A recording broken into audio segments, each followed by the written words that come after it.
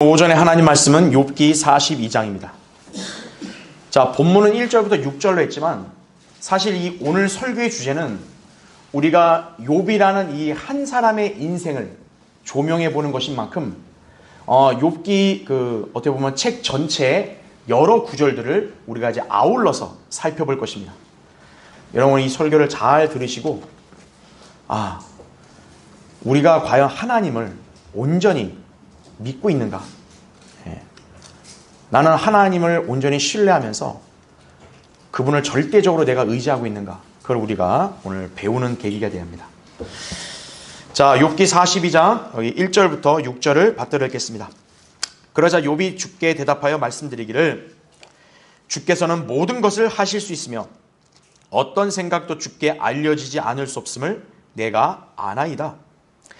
지식 없이 이치를 가리는 자가 누구니까? 그러므로 나는 깨닫지 못한 것을 말하였으니 그것들은 내게 너무 경이로워서 내가 알지 못하였나이다 이거죠. 인간의 한계입니다. 인간은 자기가 뭘 다 아는 것처럼 행세를 해요. 욥이 자기의 무지함과 어리석음을 하나님께 시인하는 거예요. 내가 간과하오니 들으소서. 내가 말하겠나이다. 내가 주께 묻겠사오니 나로 알게 하소서. 내가 주에 대하여 귀로만 들었사오나 이제는 내 눈으로 주를 보나이다. 그러므로 내가 나를 미워하고 티끌과 재 속에서 회개하나이다 하더라 이거죠. 자, 오늘 이 설교는요, 우리는 당연히 하나님 말씀을 그대로 받아들이지만 한번 우리가 인간의 입장으로 한번 생각을 해보죠. 도대체 이 욥에게는 왜 이렇게 가혹한 시련이 왔을까요? 욥이 하나님 앞에 그렇게 잘못을 했나요? 그렇죠? 설사 잘못한 게 있다 해도 이렇게까지 가혹한 그런 불행을 내리셔야 했나요? 하나님께서는? 우리는 그 점을 한번 생각해 볼 필요가 있겠죠. 그렇죠? 도대체 이 욥이라는 한 사람의 생애를 이렇게 성경의 한 책으로 담아서 우리에게 주신 목적이 있을 거 아니겠어요? 욥기를 읽을 때마다 우린 늘 숙연해져야 됩니다. 그러면서 우리는 항상 자신을 돌아보고 우리가 더 주님을 더 찬양하고 주님을 더 신뢰하겠구나. 그걸 배울 수 있지 않을까 싶습니다. 그래서 오늘 설교의 제목은 왜 굳이 욥에게 극심한 고난을 허락하셨는가 이거예요. 왜 굳이? 오늘 이 제목으로 말씀을 전하겠습니다. 인류 역사에는 인간의 이성과 지혜로는 판단하기 어려운 문제들이 있는 법입니다. 그 중에서도 가장 납득하기 힘든 부분은 악인이 하루속히 망하지 않고 자꾸 번영을 하는 반면에 왜 의인은 오히려 고통 속에서 힘들게 사는가? 바로 이 질문의 답이 아닐까 싶어요. 이 질문의 답은 참 찾기가 어려워요. 이 질문을 주제로 하는 책이 바로 성경에 있으니 욥기다 이거죠. 욥기는 이 질문, 즉 왜 욥이 고난을 당하는가? 이에 대한 대화와 주장들로 구성이 되어 있는 거죠. 그렇죠? 그게 거의 대다수의 비중이에요. 그렇죠? 욥과 세 친구들의 논박이라고요. 특히 욥의 고난에 대해 궁금할 수밖에 없는 이유는 그가 매우 의로운 사람인데도 고통을 당했다는 데 있습니다. 더군다나 하나님께서도 친히 욥에 대해서 세상에 그와 같은 사람은 아무도 없나니 그는 온전하고 정직한 사람으로 하나님을 두려워하고 악을 피하는 자니라 이렇게 평가하셨는데도 욥은 극심한 고난을 당한 거죠. 하나님께서 사탄이 욥을 키질하는 것을 허락하신 거예요. 하라고. 그렇다면 왜 하나님께서 욥의 고난을 허락하신 것입니까? 이에 대해 당시 욥의 세 친구들은 욥이 범죄를 했기 때문에 고난을 당하는 것이라는 취지로 그를 책망을 했습니다. 가장 비참한 지금 나라까지 간 사람한테 네가 그 꼴악선이가 된 거는 벌 받은 거다 이거예요. 친구란 작자들이 와서. 자, 그런데 죄 져서 벌 받는 거다. 이거 가장 기본적인 상식 아닙니까? 그걸 모르는 사람이 어디 있어요, 세상에? 여러분, 욥이 그걸 몰라서 이렇게 괴로웠을까요? 사람이 누구나 잘못 저지르면 벌 받는다는 것 좀 다 알죠? 누군들 고난의 결과만을 놓고 왈가왈부하는 거, 그게 어렵겠습니까? 욥은 그들의 책망에 오히려 악인의 번영을 예로 들면서 반박을 했다고요. 욥기 21장 7절 보면 죄져서 벌 받아? 악인이어서 벌 받아? 그럼 왜 저 악인들은 저렇게 잘 나가냐? 답변해 보라 이거예요. 문제의 본질은 무엇이었는가요? 욥은 대체 왜 고난을 당한 걸까요? 대답은 의외로 간단합니다. 사탄이 욥을 키질한 거예요. 마귀가 공격한 거예요. 욥기 1장 2장에 나오죠. 그 당시 욥과 세 친구들은 그걸 모른 거예요. 욥의 고난은 사탄으로부터 왔다고요. 따라서 문제의 본질은 마귀를 물리치면 되는 거예요. 그렇죠? 자, 그런데 어때요? 욥과 이 세 친구들은 마귀의 실체를 모르는 거예요. 자기의 고난이 왜 왔는지 그냥 이 지상에서의 그냥 이치만 갖고 판단하려고 하니 답이 안 나오죠, 도통. 그러니까 이제 하나님께서 마침내 욥과 그의 친구들 앞에 나타나서 사탄의 실제와 또 무시무시한 위력을 설명을 해 주십니다. 그제야 이제 욥이 어떤 거죠? 자신의 이성과 지혜로 감히 하나님 앞에서 자기 의를 내세웠던 점을 회개한 것이에요. 자기는 다 알고 똑똑한 줄 알았는데 하나님의 그런 창조 섭리와 자연세계 하나님이 다 열거하신 다음에 너 할 수 있냐? 너 아냐? 한마디 대답도 못하는 거예요. 특히나 욥에게 이렇게 고통을 가한 존재 사탄이 바로 이런 실체라는 거 너 알았니? 거기에 욥이 뭐라고 답변하겠어요? 오늘 고백하잖아요. 너무 경이로워서 내가 말을 할 수 없습니다.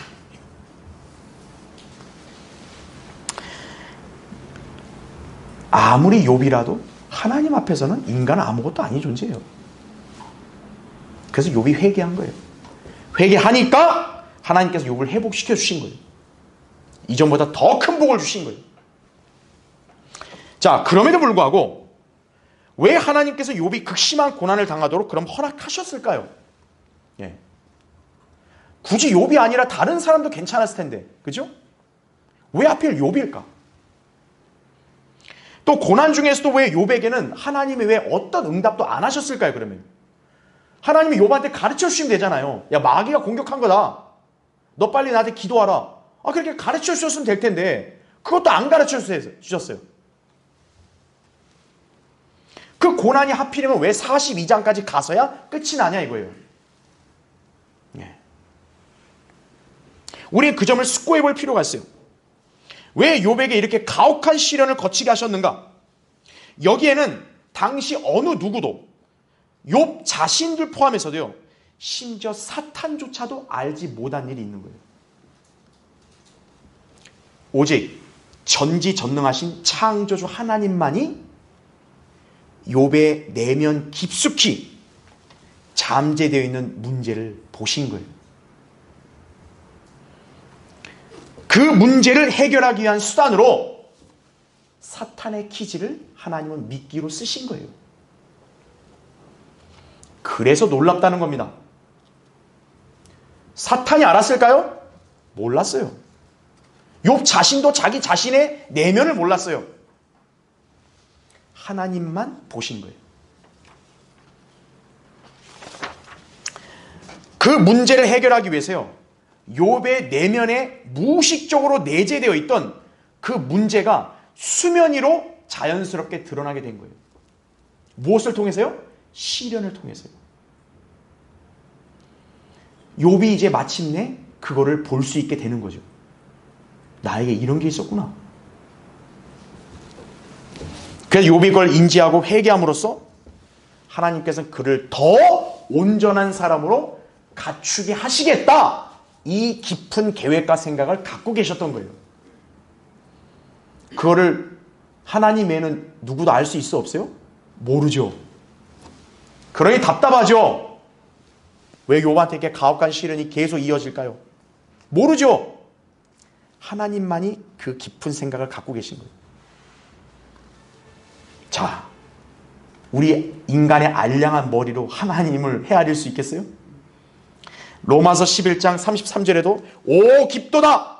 하나님의 지혜와 지식에 부요하며 그분의 심판을 어찌 헤아리며 그분의 지나간 길을 어찌 찾아내리오? 인간은 못한다 이거죠. 우리 그리스도인들 중에서도 인생의 원인 모를 문제와 고통에 직면을 해서 힘들고 지치는 분들이 계십니다. 어떤 이는 왜 자신에게 이런 시련 혹은 공경이 닥쳤는지를 아무리 찾아봐도 답이 안 보이는 경우가 있을 거예요. 그럴 때 우린 종종 낙심하거나 포기하는 거죠. 주님을 신뢰하지 않을 소지가 다분하다 이거죠. 왜냐? 자기가 이해가 안 되면 이거는 받아들일 수 없다는 게 인간의 본성인 거예요. 그러나 여러분 항상 어떤 상황에서도요, 꼭 기억하십시오. 우연은 없다. 하나님께서는 뭔가 뜻이 있으시다는 사실이. 더 중요한 것, 그분께서는 자신을 돌보고 사랑하신다는 점, 우리를 사랑하고 돌보신다는 점을 망각하면 안 돼요. 순간이 고통스럽다 해서 하나님께서 그 사람을 버린 게 아니에요. 하나님은 분명한 깊은 뜻이 있는 거예요. 중요한 거는 궁극적으로 선으로 인도하신다는 사실이에요. 그게 바로 하나님께서 우리를 사랑하시는 그분의 신실하심의 성품이에요. 로마서 8장 28절에 우리가 알거니와 하나님을 사랑하는 자들 곧 그분의 목적에 따라 부르심을 받은 자들에게는 모든 일이 합력하여 선을 이루느니라 이거죠. 욥처럼 저렇게 극심하게 비참한 나락으로 갔어도 하나님 말씀 뭡니까? 선을 이룬다는 거예요. 합력해서. 우리가 알지 못하는 하나님의 다루시는 목적이 분명히 있다는 사실을 우리는 기억해야 한다는 얘기죠. 우리는 과연 하나님께서 굳이 욥에게 이렇게 혹독한 시련을 당하게 하시고 그로 인해 욥을 이렇게까지 다루신 그 깊은 의도와 목적을 오늘 이 시간 배워야 돼요. 어떤 경우든 하나님의 처사는 다 옳습니다. 여러분이 이해를 못한 일이 펼쳐졌다 해도 여러분이 하나님의 의로심과 다루심을 그거를 갖다가 의심하거나 불평하면 안 돼요. 하나님이 자녀에게 실수하신 적 없습니다. 욥과 같은 경우도 하나님이 실수하신 게 아니에요. 우리에게 일어난 일이 비록 우리가 알지 못해도요, 우연히 일어난 거 없습니다. 하나님께서 그 일을 통해 뭔가를 이루시려고 하시는 거예요. 다만 우리의 그런 한계가 있는 이성과 지혜로는 그걸 헤아리지 못하는 것뿐이죠. 그 과정 동안 여러분이 괴로울 수 있어요. 힘들 수 있습니다. 그러나 하나님의 뜻에 순종하고 주님께서 특히 가르쳐 주시는 그 원인을 발견하고 개선을 해서 더욱 성숙한 그리스도인으로 나아가야 되는 것이에요. 네. 주님은 여러분을 더 나은 사람으로 만들려고 하는 것이지 여러분을 비참한 사람을 만들려시는 게 아니에요. 시련과 위기에 좌절하지 마십시오. 하나님의 돌보심을 신뢰하고 그분을 바라보십시오. 이해 못한다 해서 여러분이 슬퍼하거나 좌절하지 말고 주님께 모든 걸 맡기고 그분의 다루심을 기대하십시오. 여러분이 욥의 일생에서 일어난 일련의 일들로 오늘 여러분은 위로와 은혜를 누리시기를 바라는 것입니다. 그래서 오늘 설교의 주제는 왜 꼭 욥에게 극심한 고난이 주어져야만 했던가 이거예요. 왜 이렇게까지 돼야 됐을까? 오늘 세 가지를 여러분에게 설명드립니다. 자, 첫 번째요. 욥에게는 반드시 해결해야 할 약점이 있어요. 근데 그거는 욥 자신과 친구들과 사탄도 몰랐던 거예요. 자, 우리는 한번 보죠. 욥기 13장 한번 보세요. 거기 15절 보십시오. 그분이 나를 죽이실지라도 나는 그분을 신뢰하리라. 대단하죠? 그러나 이게 문제예요. 나는 그분 앞에서 내 자신의 길을 지속하리라 이거죠. 이 한 구절에는 욥의 가장 큰 장점이자 동시에 가장 큰 취약점이 담겨 있는 거예요. 자, 욥은 분명히 자기 자신의 도덕적인 기준으로 보면 할 말도 많고 억울한 면도 많았어요. 그런데 이 뒷부분의 발언은 욥의 내면에 아주 깊숙이 잠재되어 있었던 취약점이 은연중에 드러난 것입니다. 바로 자기의죠. 하나님을 왜 신뢰하냐? 내가 의로우니까 하나님 신뢰하는 거야. 이런 거죠. 여러분, 길을 어때야 돼요? 성도는 하나님께 맡겨야 되죠. 근데 지금 욥의 발언은 뭡니까? 내 자신의 길을 계속 가겠다 이거예요. 욥은 절대로 하나님을 부인하지 않았습니다. 그는 하나님을 철저히 신뢰했던 사람입니다. 그러니까 그는 하나님께서 자신을 죽이셔도 나는 그분을 신뢰할 거라고 결의를 표명한 것이에요. 정말 대단한 사람입니다. 지금 이런 꼴까지 당해도요, 나는 하나님을 신뢰한다 이거예요. 우린 누구보다 전지전능하신 하나님을 신뢰한다는 사실을 잘 알고 있습니다. 그러나 여러분은 과연 욥처럼 불행 속에서도 하나님을 신뢰할 수 있으리라 장담하십니까? 지구상에 욥과 같은 불행을 당해놓고요, 하나님을 신뢰한다고 하고 하나님을 찬양한다는 사람 없습니다. 대단한 사람이에요. 그런데 항상 인간의 본질적인 문제는 전지전능하신 하나님 앞에서 그러나, 근데요, 그렇지만요, 이런 변명으로 자신의 의로움을 주장한다는 데 있는 거예요. 그러니까 이거는 욥 한 사람만의 문제가 아니에요. 사실 지구상의 모든 인간들이 가지고 있는 근원적인 취약점이에요. 하나님 앞에서 쓰잘데기 없는 변명하는 거예요. 근데요, 그래도요, 하나님께서 자녀를 돌보시며 다루시는데 뭔가 실수하시거나 그분의 역사가 잘못되었다고 혹시 여러분 여기십니까? 하나님이 다른 건 완벽한데 여러분 인생에 하나님이 뭔가 실수한 게 있으세요? 신명기 32장 4절에 이런 말씀이 나옵니다. 그분은 반석이시며 그분의 역사는 완벽하나니 이는 그분의 모든 길이 공의이심이라.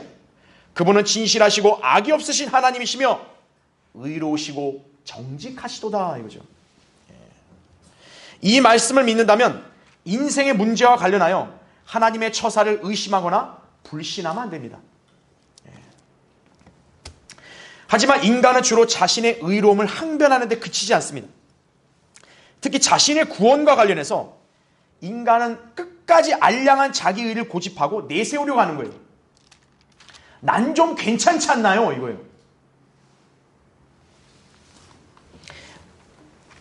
자, 구원의 문제에 관해서 가장 커다란 걸림돌이 뭘까요? 술, 담배 한 거요? 욕한 거요? 폭력한 거요? 살인한 거요? 그보다 가장 큰 걸림돌은 바로 인간 자기의 의예요.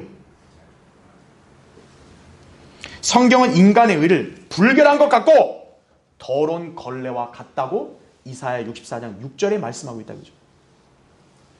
그러나 그는 자기 의를 자랑한 결과 정작 가장 중요한 하나님의 의를 거부함으로써 의롭게 되지 못하는 것입니다.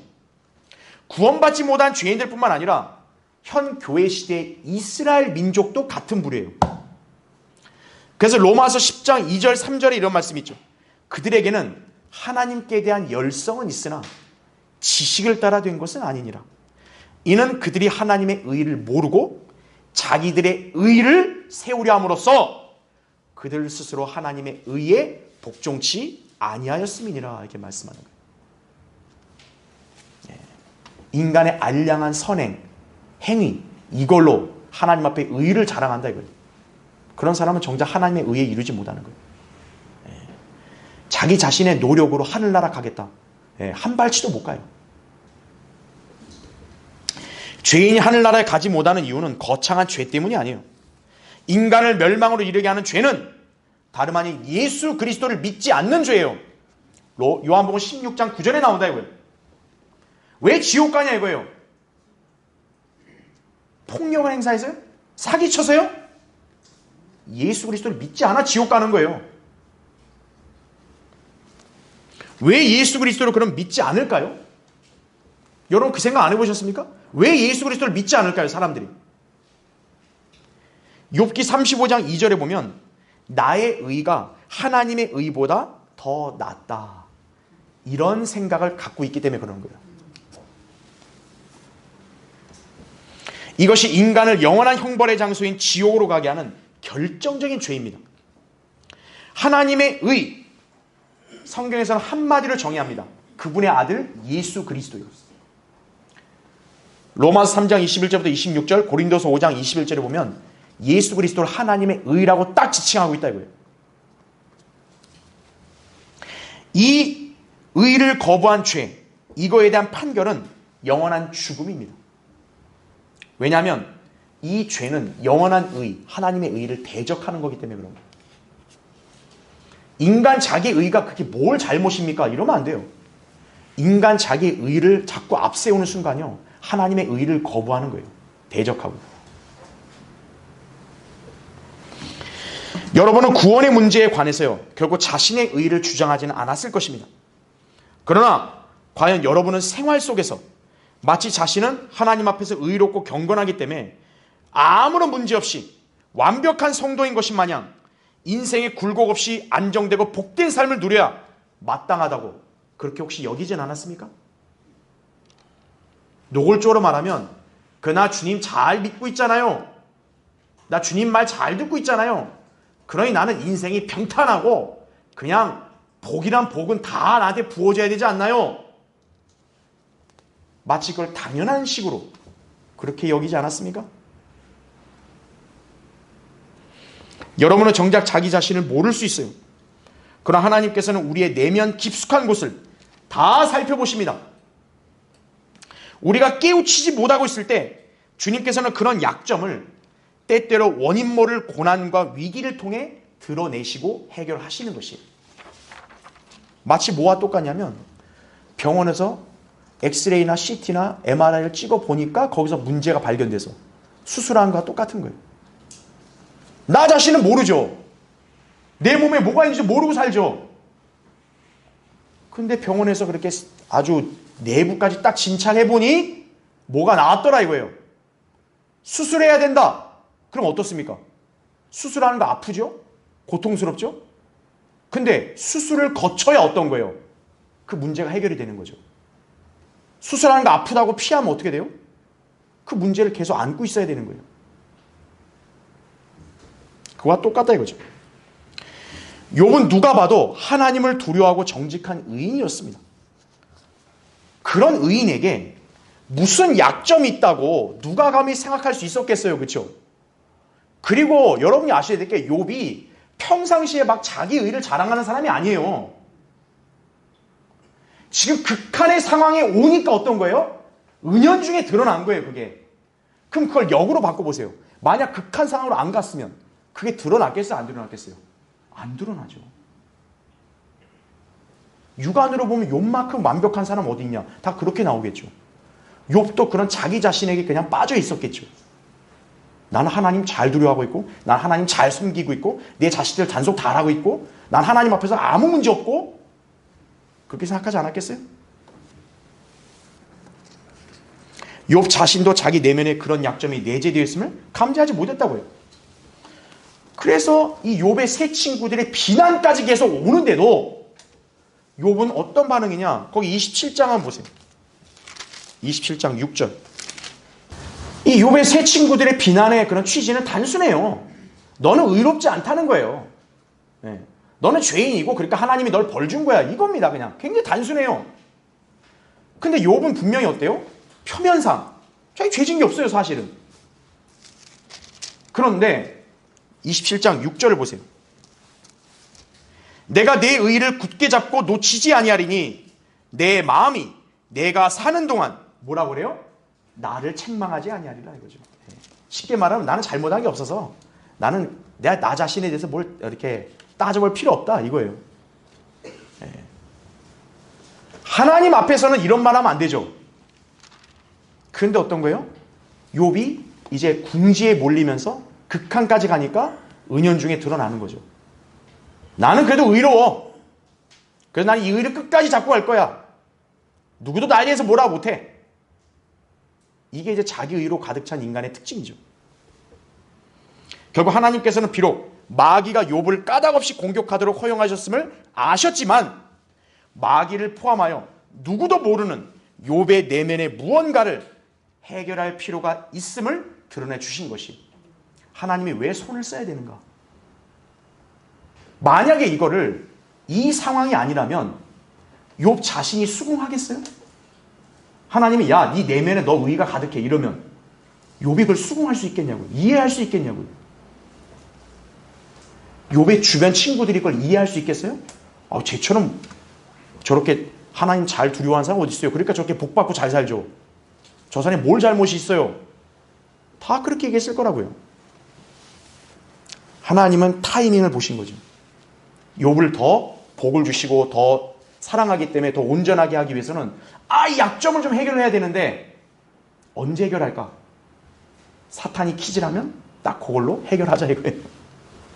사탄은 뭐겠어요? 자기가 하나님 앞에 욥 고소하고 하나님이 욥 쳐주는 거 허락하니까 난 됐다. 그렇게만 생각했겠죠? 하나님 앞에서는 사탄이든 인간이든 보잘것없는 거예요. 자, 여러분은 욥과 같은 처지를 겪으실 때 과연 주님을 끝까지 믿고 의지할 수 있습니까? 조그마한 고난, 인생의 위기 속에서도 항상 주님께 서운함을 표하고 낙심하고 슬퍼하면서도 정작 주님의 신실하심과 온전하심을 믿지 않고 자신은 아무런 문제가 없다는 식으로 은근슬쩍 넘어가지 않았습니까? 여러분은 하나님이 시련을 주시는 것을요 그냥 왜 이렇게 힘든 일을 펼쳐주세요 이러면 안 돼요. 하나님은 나에게 이걸 통해 무슨 신호를 주시는 걸까? 그거를 감지해야 됩니다. 그게 현명한 사람이에요. 그냥 마귀가 날 공격했어. 그냥 난 아무 이유 없는데 그냥 난 이렇게 고난당해. 그렇게 생각하시면 여러분 착각이에요. 우리는 늘 자신에게 일어난 일들을 우연으로 여기지 말고 주님께서 나 자신을 더 온전하게 만드시기 위해서 다루신다는 사실을 믿어야 돼요. 그리고 우리는 어떤 위로를 가져야 되냐? 주님은 우리를 끝까지 사랑하신다는 점을 항상 위로를 가져야 돼요. 그럴 때 여러분이 믿음으로 순종하며 하나님의 뜻에 따를 수가 있는 것이에요. 자, 왜 꼭 욥에게 극심한 고난이 주어져야만 했던가? 이번에 두 번째요.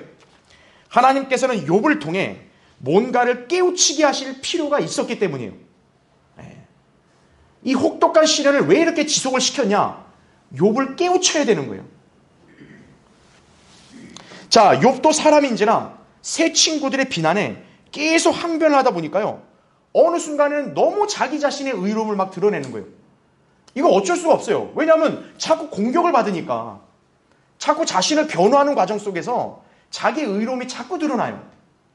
그 의로움이 어디까지 가는 줄 아세요? 하나님이 틀렸다는 식으로 가는 거예요. 자, 욥기 31장 보세요. 거기 23절. 하나님으로부터 오는 파멸이 내게 공포가 되었으니 그의 위험으로 인하여 내가 견딜 수가 없도다. 이렇게 말하고 있죠.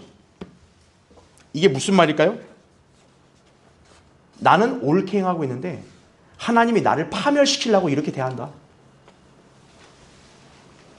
바로 하나님께 대한 불평을 우회적으로 표현한 거죠. 자, 그런가 하면 급기야 33장 9절부터 보세요. 자, 당시 욥 주변에는 세 친구만 있었던 게 아니라 엘리후라는 사람까지 있었어요. 그 엘리후가 옆에서 이 대화를 듣고 보니까 어떻게 이게 이해가 됐냐면 거기 33장 9절 보세요. 마치 욥이 어떤 식으로 얘기하는 모양새가 되냐. 나는 허물 없이 깨끗하고 나는 무죄하며 내 안에는 죄악이 없도다. 보라, 그분이 나를 반대할 기회를 찾으시고 나를 그의 원수로 간주하시는도다. 그분은 나의 발을 착고에 채우시고 나의 모든 길을 살피시는도다 하였도다 이거죠. 이게 무슨 말입니까? 욥이 나는 무죄하다. 근데 하나님이 나를 반대해서 나를 이렇게 공경에 처하게 한 거라고. 그 하나님을 두려워하고 정직하고 신실한 욥이 이런 극한의 상황에 가니까 어때요? 본의 아니게 하나님을 비난하는 모양새가 돼버린 거예요. 과연 그럴까요? 하나님이 정말 욥을 이렇게 대하시는 분일까요? 그래서 엘리후가 욥을 책망했던 거예요. 욥기 32장 2절에 보면 엘리후가 막 욥을 책망을 해요. 자, 욥의 세 친구들은 문제의 본질을 알긴 했을까요? 엘리후는 그래도 가장 근접하게 문제의 본질을 접근했어요. 하나님은 의롭고 위대하시다는 점을 얘기합니다. 그래서 욥이 엘리후가 책망하는 것은 잠잠합니다. 그래서 32장부터 37장까지는 막 엘리후가 욥을 책망하면서 여러 가지 예를 들 때는 욥이 잠잠히 들어요. 왜? 하나님이 위대하다는 건 누구나 인정할 수 있으니까. 자, 그럼에도 불구하고 이들은 문제의 결론을 확실하게 내리지를 못합니다. 그래서 38장에는 하나님이 직접 욥에게 나타나시는 거예요. 자, 그러면 생각해 보세요. 왜 이들은 이 문제의 본질을 끝까지 해결을 못했을까요? 잘 들으세요. 이들은 현재 자기 안목과 이성으로만 모든 문제를 판별하라고 했기 때문에 그런 거예요. 쉽게 말하면 자기가 알고 듣고 경험한 것만 전부라고 생각을 하는 거예요. 인간의 알량한 경험과 지식으로 여러분 천상에서 일어난 일들을 압니까? 영적인 세계에서 치열하게 벌어지는 전투를 이 지상에 사는 인간의 그런 알량한 지식으로 알 수 있겠어요? 심지어 하나님의 위대한 역사와 경이로운 섭리를 여러분 인간의 이성으로 헤아릴 수 있습니까? 하나님의 다루심을 이 땅에 사는 하찮은 인간이 감히 판단합니까? 하나님은 이런 분이고 하나님 왜 이러셨고 인간이 판단할 수 있는 자격이 있나요? 그래서 이 사람들은 답을 못 찾는 거예요. 이게 인간의 약점이에요. 인간은 자기가 모르고 자기가 못 보고 자기가 못 들으면 사실이 아닌 줄 알아요. 자기가 알고 경험한 것만 사실로 아는 거예요. 그 외 나머지는 다 사실이 아니라고. 사실이 아닐까요? 그래서 하나님이 욥에게 마침내 나타나신 거예요. 여러분, 하나님께서 욥에게 나타나실 때 바로 첫 질문이 뭐냐? 38장 2절을 보세요. 지식이 없는 말로 이치를 어둡게 하는 이자가 누구냐? 이거죠. 여러분, 하나님이 이제 이 고통 가운데 있는 욥에게 그제야 나타나셔서 한다는 말이 너 힘들었지? 위로가 아니라 뭐예요? 지식이 없는 말로 이치를 어둡게 하는 이자 누구냐 이거예요. 그래서 3절에 너는 이제 남자답게 내 허리를 동이라. 내가 너에게 요구할 것이니 너는 내게 대답하라. 그래서 하나님께서 40가지 질문을 던지시는 거예요. 너의 그 대단한 이성과 상식으로 알 수 있으면 대답해보라 이거예요. 욥을 위시한 그 자리에 있던 어느 누구도 1장 2장에 나온 사탄의 고소, 하나님의 답변, 왜 하나님께서 마귀가 거기까지만 행하도록 허락하셨는지 전혀 알지 못했습니다. 마귀가 키질할 때마다 고소할 때마다 하나님은 허락하면서 단서를 달죠. 몸은 건들지 마. 이제 몸을 건드니까 생명을 건들지 마. 그래서요, 욥은 곱게 죽지도 못하는 거예요. 왜? 하나님이 생명을 못 건들게 하니까. 차라리 죽었으면 좋겠는데 이렇게 힘드니까. 죽지도 못해요, 욥은 지금. 하나님이 생명을 못 건들게 하니까요. 죽지도 못하고 그런 상황에 있어 보세요. 여러분, 사람이 정신이 있겠습니까? 욥은 자신에게 벌어진 일의 원인을 오직 자기 이성과 경험과 지식으로만 판단하려 했던 거예요. 도저히 이제 답이 안 나와요. 그러니까 하나님이 사람을 다루시는 거에 뭔가 좀 잘못이 있는 거 아닌가? 이렇게 우회적인 불만을 표현을 해버린 거죠. 그래서 여기 하나님이 하신 말씀이 뭐예요? 이치를 어둡겠다. 즉 욥이 진리를 흐리겠다는 거예요. 하나님께서 인간의 이성과 상식의 틀 안에서 거기서만 일하시는 분인가요? 그럼 그 하나님이 인간하고 다른 게 뭐예요 대체? 그렇죠? 하나님께서 욥에게 40가지의 질문했는데요. 여기에 인류 역사에 어떤 인간들도 답할 수 있을까요? 아무도 답 못해요. 하나님께서는 우주의 신비를 말씀하십니다. 땅에 기초를 놓을 때, 새벽별들, 천사들을 만들 때, 그들이 찬양할 때, 너 어디 있었니? 인간은 있지도 않았죠. 우주의 신비를 통해 그분의 위대하심을 선포하셨다 했죠. 그뿐만 아니에요. 자연의 신비로운 운영, 동물들을 관장하시는 내용 친히 말씀하십니다. 속된 말로 자연 생태계 먹이사슬을 관장하시는 거예요. 동물들마다 기이한 행동을 하잖아요. 근데 그게 그 동물들의 생존 방식이잖아요. 그걸 어떻게 설명할 거예요? 누가 이런 일을 할 수 있습니까? 위대하신 하나님뿐이십니다. 그래서 주님이 그 일을 선포하실 때마다 뒤에다 항상 무슨 질문을 다냐? 너는 그걸 할 수 있냐? 이거예요.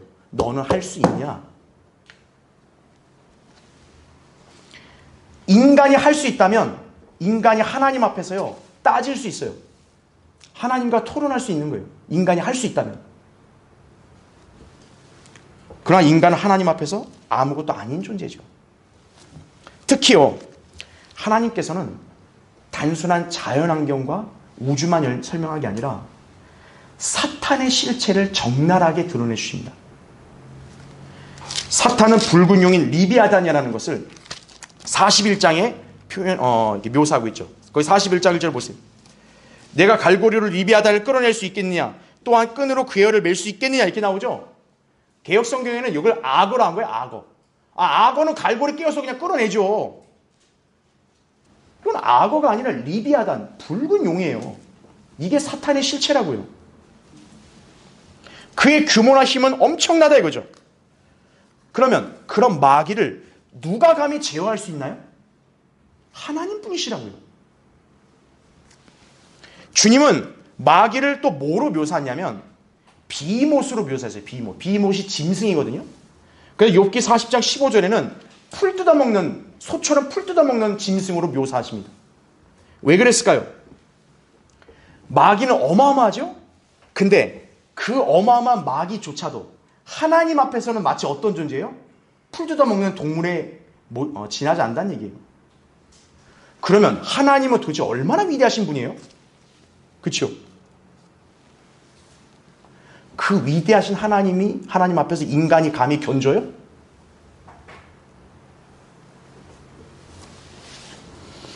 자, 욥에게 왜 이 점을 알려주셨을까요? 왜? 바로 욥의 고난의 원인이 이 사탄의 공격이었다는 사실이에요. 그걸 알려주신 거예요. 그리고 하나님께서 그분의 위대하심으로만이 사탄의 공격을 물리치고 그를 제거함으로써 해결할 수 있다는 것을 욥에게 알려주신 거예요. 네가 좀 잘나게 산다 해서 이게 해결되는 게 아니라는 거예요. 네가 당하는 시련과 고난? 바로 이 자가 공격을 하는 건데 누가 이 자를 제지할 수 있냐 이거예요. 누가 이 자를 없앨 수 있냐 이거예요. 하나님뿐이시라는 거예요. 이 진리를 모르는 거죠. 욥이나 그 세 친구들이. 그러니까 원인을 그냥 자기 자신한테만 자꾸 찾으려는 거예요. 너 무슨 잘못한 게 없냐? 죄진 거 없냐? 이렇게요.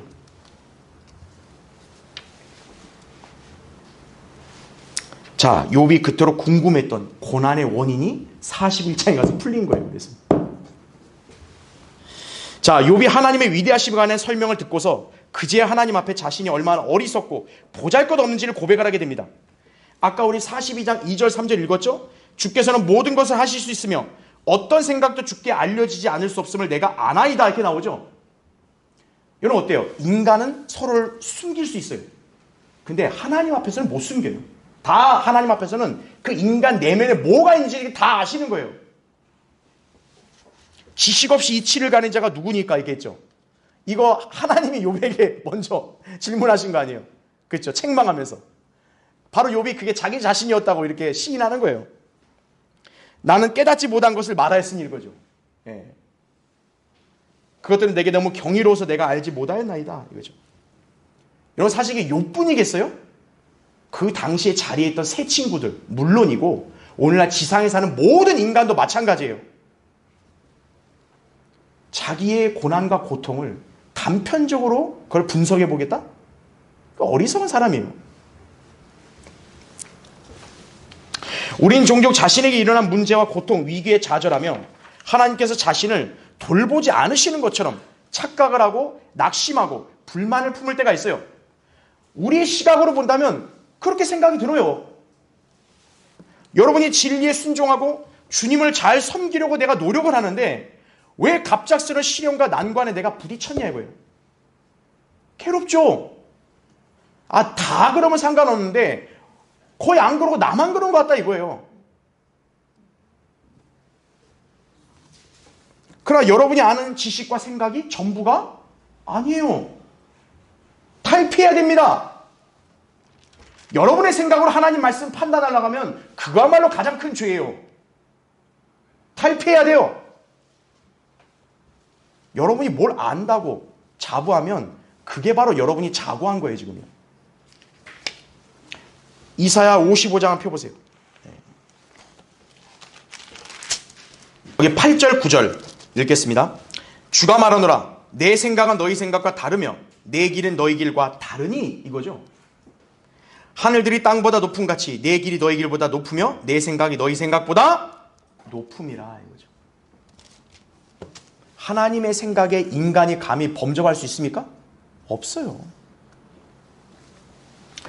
그렇기 때문에 여러분은 하나님의 위대하심, 경이로우심, 신실하심을 여러분의 이성과 상식과 지식으로 판단을 하지 마세요. 하나님이 하신 말씀 그대로 믿고 받아들이세요. 여러분이 그저 고난 중에 있을 때 왜 이걸 이해를 못하겠다 이런 식의 태도를 갖지 말고 주님을 바라보고 그분을 신뢰하면 되는 거예요. 확실한 건 뭡니까? 주님은 사랑하는 자녀들을 합력해서 선으로 인도하신다 그랬잖아요. 주님은 자녀들을 지키신다고 약속했잖아요. 그러면 지키시는 거예요. 그러면 그 과정 속에서 일어난 일들은 인간이 세세히 몰라요. 그거를 굳이 알려고 막 애쓰고 내가 모른다 해서 막 불평하고 이러지 말라는 거예요. 주님의 생각은 훨씬 깊으시다. 주님의 뜻은 훨씬 깊고 넓으신 거예요. 우린 그거를 감히 헤아리려 하지 말고 그냥 그분께 맡기는 거예요. 주님께 간구하십시오. 주님께 어떤 경로로든 여러분의 문제나 고통의 원인을 알려주셨다. 그러면 자백하고 개선하면 되는 거예요. 주님 제가 이건 버리겠습니다. 주님 제가 이건 고치겠습니다. 그러고 개선하면 되는 것이에요. 그러니까 욥은 바로 회복되잖아요. 즉시. 그렇죠? 자, 왜 꼭 욥에게 극심한 고난이 주어져야 했던 것인가? 세 번째요.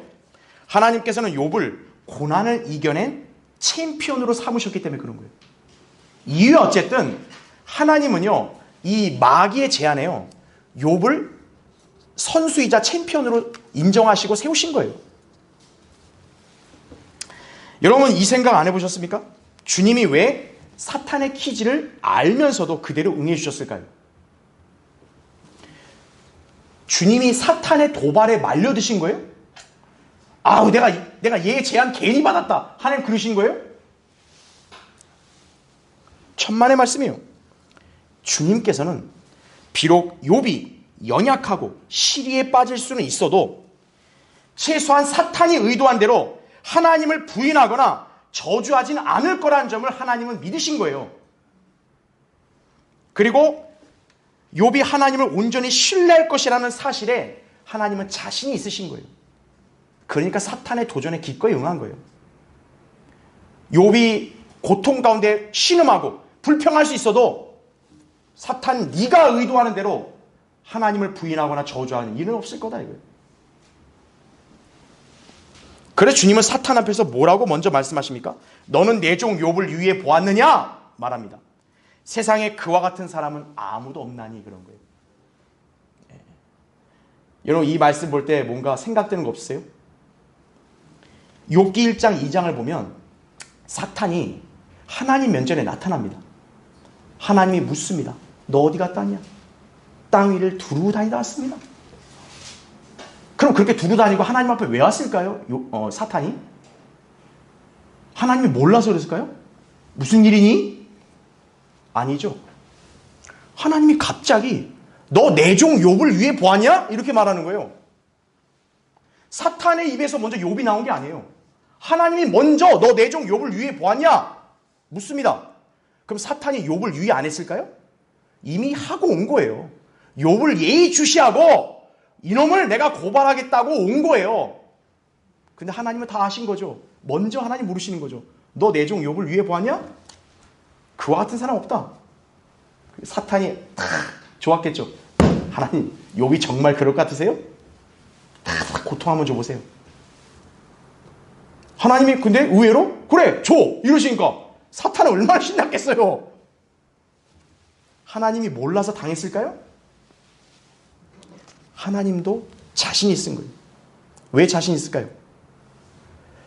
어마어마한 고난과 시련이 와도 내 종 욥이라면 견딜 거야. 하나님은 그렇게 믿으신 거예요. 그렇게 신뢰하신 거예요. 그 주님은 사탄의 제안에 기꺼이 응하신 거예요. 그래서 욥은요, 그야말로 까닭없이 자신이 왜 그런 아픔과 비애와 고난을 당해야 하는지도 모른 채요, 하루아침에 10명의 자식들을 잃어버립니다. 여러분, 부모가 자식을 먼저 보내는 고통이 얼마나 슬픈지 아십니까? 그건 누구도 헤아리지 못해요. 근데 욥은요, 10명을 하루아침에 다 보낸 거예요. 작별 인사할 시간도 없었어요. 재산? 하루아침에 다 잃었습니다. 여러분 통장에 돈을 누가 빼가면 여러분 가만히 있겠어요? 난리 나죠? 욥은 하루아침에 자기 재산 다 날라갔어요. 하루아침에. 그것뿐입니까? 자기 몸에는 종기가 난 거예요. 피부병. 이 질그릇 조각으로 안 긁으면 못 사는 거예요. 여러분, 사람이 제정신이라면 그걸 버티겠어요?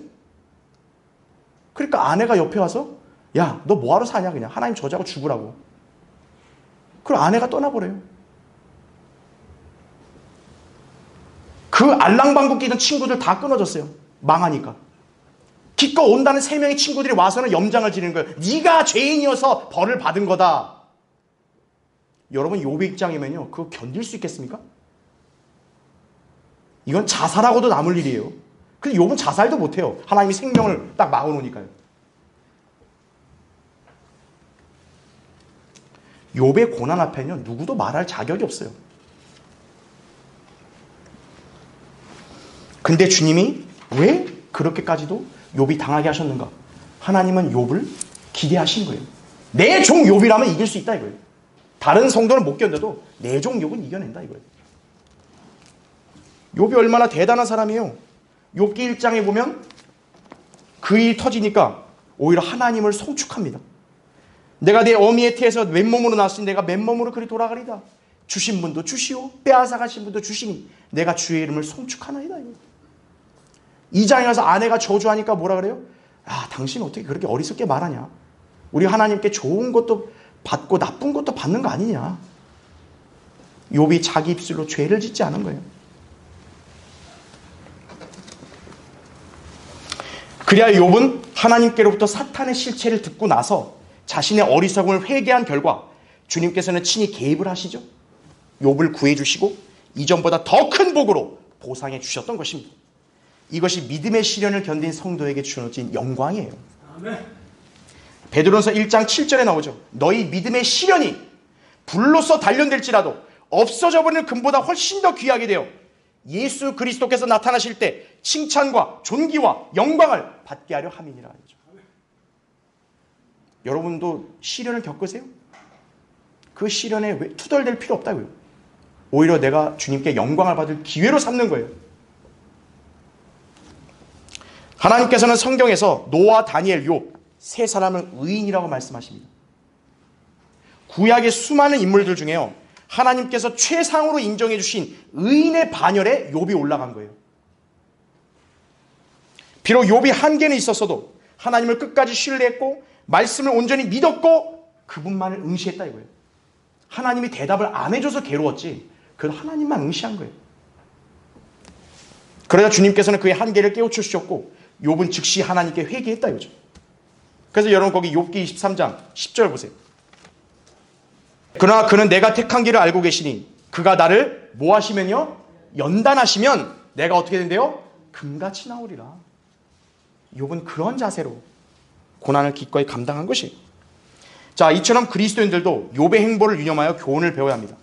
여러분도 원인 모를 시련과 위기로 고통을 당하고 있을 때 주님께서는 오히려 여러분이 능히 이겨낼 수 있고 그분께 영광 돌리기를 기대하신다는 사실을 기억을 해야 합니다. 여러분 중에는 다른 사람은 이렇지 않은데 왜 나에게 이렇겠습니까? 그럼 오히려 여러분은 그런 생각하셔야 돼요. 하나님이 나에게 기대를 하시는구나 이거예요. 다른 사람은 이 고난을 못 견딜 것 같은데 하나님은 그래도 내가 이걸 견뎌낼 수 있다고 기대하시는구나 이거죠. 얼마나 영예로운 일입니까?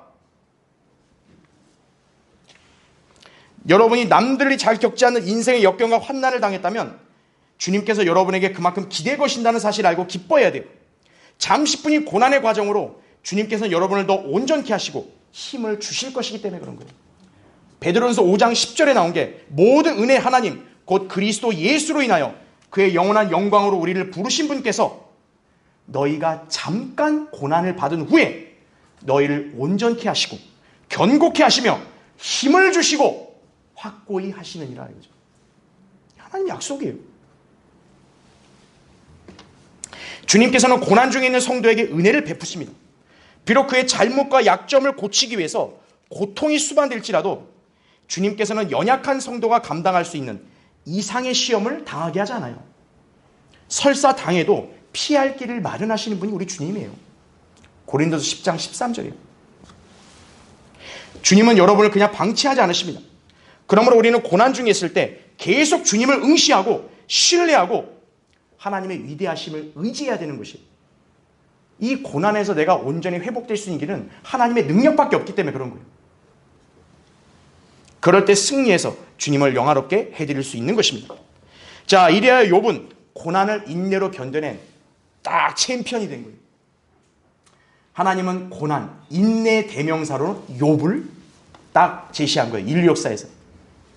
얼마나 영예롭습니까? 우리를 하여금 시련과 인내에 관한 교훈을 배우게 하신다 이거죠. 그래서 마지막으로 야고보서 5장 한번 보세요. 10절부터 11절 보겠습니다. 나의 형제들아 주의 이름으로 말한 선지자들을 자 뭐로 삼으래요? 고난과 인내의 본으로 삼으라 이거예요. 그런데 11절 보세요. 보라 우리는 견뎌내는 자들을 복 있는 사람들로 여기나니 너희가 욥의 인내를 들었고 또 주의 결말을 보았거니와 주는 인정이 심히 많으시고 자비로우시니라 말씀하고 있는 거죠. 하나님이 욥에게만 무조건 가혹했을까요? 아닙니다. 결국 욥을 구해주시고 더 배의 복을 주셨잖아요. 여러분에게도 어떨까요? 하나님이 여러분에게 냉정하시고 여러분에게 가혹하실까요? 아니에요. 주님은 여러분에게 인정이 많으시고 자비로우시고 사랑이신 분이에요. 욥은 하나님의 책망과 가르침에 겸손하게 순종을 했죠. 그러나서 2배의 복을 받았습니다. 죽은 자식들, 10명의 자식들이 부활해서 살려받았어요. 얼마나 놀라운 복입니까? 믿음의 보상이죠. 여러분 이때까지 걸린 기간이 얼마인 줄 아세요? 1년입니다. 1년. 욥이 고난을 받고 회복될 때까지 걸린 기간 1년이에요. 욥을 온전케 하고 복 주시기 위해 고통을 통과하게 하신 기간이에요. 그 1년이 비록 극심하고 불행했어도요. 욥의 나머지 생애는 어때요? 가장 행복하죠. 그렇죠? 1년이었어요. 믿음의 본질, 하나님께서 보상하는 분이심을 믿어야 한다는 데 있으면 알아야 되는 거예요. 히브리서 11장 6절에 나옵니다. 하나님은 여러분에게 맹목적인 믿음을 요구하는 거 아니에요. 무조건 희생해 넣어 이러신 분 아니에요. 믿음은 그분을 열심히 찾는 자들에게 보상하는 성격이라는 걸 아셔야 돼요. 자, 결론을 맺겠습니다. 자, 지난 2016년 여름 수련회 때요. 우리 그 광주 성경침례교회 우리 김인선 목사님이 욥을 주제로 강의했던 적이 있어요. 당시에 김 목사님은 이 욥의 고난에 대해서 미끼를 비유로 들어 설명을 했어요. 지금 제가 보면 매우 적절하다고 여겨집니다. 하나님께서는 사탄의 키질, 욥의 내면에 잠재해 있는 약점 다 아시죠?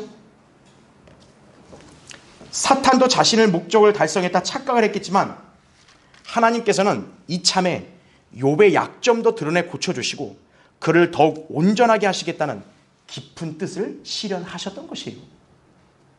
결국 뭡니까? 사탄이든 누구든 간에 하나님의 손아귀 안에서 움직이는 거예요. 예.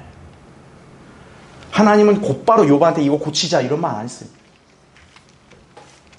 이게 고쳐지려면 수면 위로 드러나고 욥 자신도 그걸 인지할 수 있어야 되고 회개할 때 고쳐지는 거예요. 그 하나님은 딱 생각하시는 거죠. 언제 이 타이밍에 할까? 욥이 사탄이 키질하려고 오네? 하나님은 딱 그때 저 깊은 생각 너머로 갖고 계신 거죠. 아, 어차피 얘가 키질하면 욥을 챔피언으로 만들어주고 그 사이에 이참에 욥의 내면까지도 싹 더 개선해서 온전한 사람을 만들어야지. 하나님은 그런 생각을 가지지 않으셨을까요? 그럼 하나님의 입장에서는 사탄도 뭡니까? 미끼예요. 욥의 새 친구들도 뭡니까? 미끼입니다.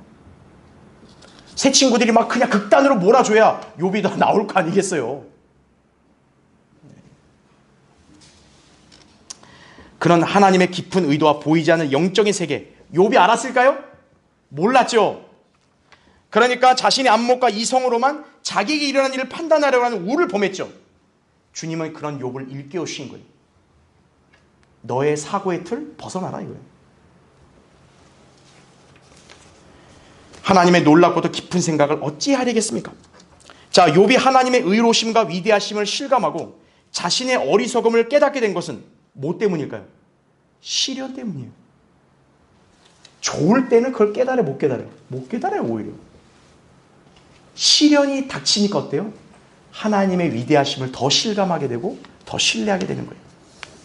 그래서 마틴 루터가 뭐라고 얘기했냐? 시련은 나의 영적 스승이었다라고 얘기하는 거예요. 여러분도 때때로 시련을 통해 많은 것을 이렇게 배우며 깨달을 수 있습니다. 주님께서 우리를 더 온전하게 만드시고 복 주시기 위해서 잠시 시련을 거치게 하세요. 여러분이 스스로 간과하고 모른 척했던 나쁜 습관, 약점, 시련을 통해 보게 하시는 거예요.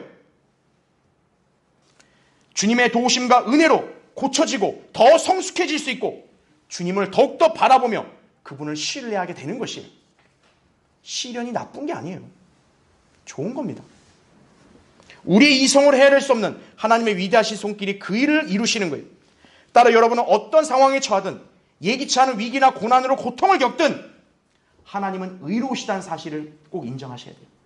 하나님은 신실하시다는 사실을 꼭 믿으셔야 돼요. 여러분의 알량한 지혜와 지식으로 하나님의 다루심을 판단하지 마십시오. 그저 주님만을 바라보고 하나님의 약속의 말씀을 신뢰하는 가운데 인내로 이겨내십시오. 주 안에서 힘내십시오. 주님의 가르침에 순종하고 올바르게 서면 하나님께서 반드시 여러분을 복주시고 도와주시고 선하게 인도해 주실 것입니다. 그리스도인으로서의 고난, 주님께서는 누구에게도 허락하세요. 여러분 자신만 힘든 거 아니에요. 말 안 해서 그렇죠. 다 힘든 과정을 거듭는 사람이 있어요. 그게 마귀의 공격이든 내 잘못이든 간에 여러분들을 주님께서 가르쳐 주시는 대로 성경대로 믿고 순종하며 그분만을 의뢰하시기 바랍니다. 그런 성도는 현 상황을 하나님의 화평 속에 견뎌낼 수 있어요. 기도응답으로 하나님의 은혜 가운데 해결될 수 있어요. 주님은 여러분이 믿음의 승리자가 되길 원하시는 거예요. 이 마지막 때 주님이 뭘 보기 원하겠어요? 여러분이 승리하기를 원하시는 거예요. 여러분 모두 욥의 본을 따라 승리하는 삶 살길 바랍니다. 자, 기도하겠습니다.